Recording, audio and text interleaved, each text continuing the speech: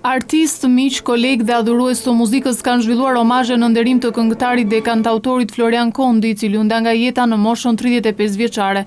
Omazhet u zhvilluan në Hollin e Radio Televizionit Shqiptar për rreth 2 orë dhe më pas Doktor Flori u përcoll për në banesën e fundit në Varrezat e Sharrës. Mes lotëve dhe dhimbjes së familjarëve dhe të afërmve, por dhe miqve më të ngushtë, duket ronditja për humbjen e papritur dhe në moshë kaq të re të Doktor Florit.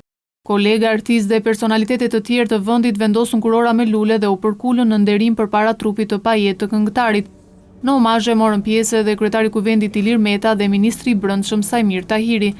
Një artist shumë i mirë, një tekstshrues shumë i mirë, një menaxher shumë i mirë, një njeri me ide të qarta, shumë karizmatik, i fuqishëm, energjik, pozitiv për hir të vërtetës, me një dashuri të madhe për jetën dhe është e vështirë në këto momente të gjesh fjalët për këtë humbje, një humbje shumë e madhe, një boshllëk dhe një mungesë që nuk do zëvendësohet dhe do mbushet ndonjëherë në shoqërinë shqiptare dhe u pret në paqe dhe ushqillimet e mia të thella i shkojnë familjes.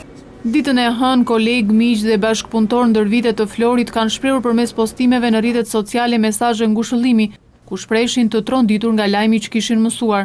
Ndërto nuk munguan as mesazhet e kryeministrit të vendit Edi Rama dhe të kryetarit të Partisë Demokratike Lulzim Basha. Këngëtari Florian Kondi u nda nga jeta mëngjesin e së hënës, por shkaqet e vdekjes ende nuk dihen. Ai ndroi jetë në krahët e vllait të vogël Albanit. Doktor Flori ishte i martuar prej vitesh me bashkëshorten Blerina dhe ishte baba i 2 fëmijëve, Kaltrinës dhe djalit 2 muajsh. Tashmë pritet që mjekësia ligjore të nxjerrë zyrtarisht shkaqet e vdekjes nga rezultatet përfundimtare të toksikologjisë.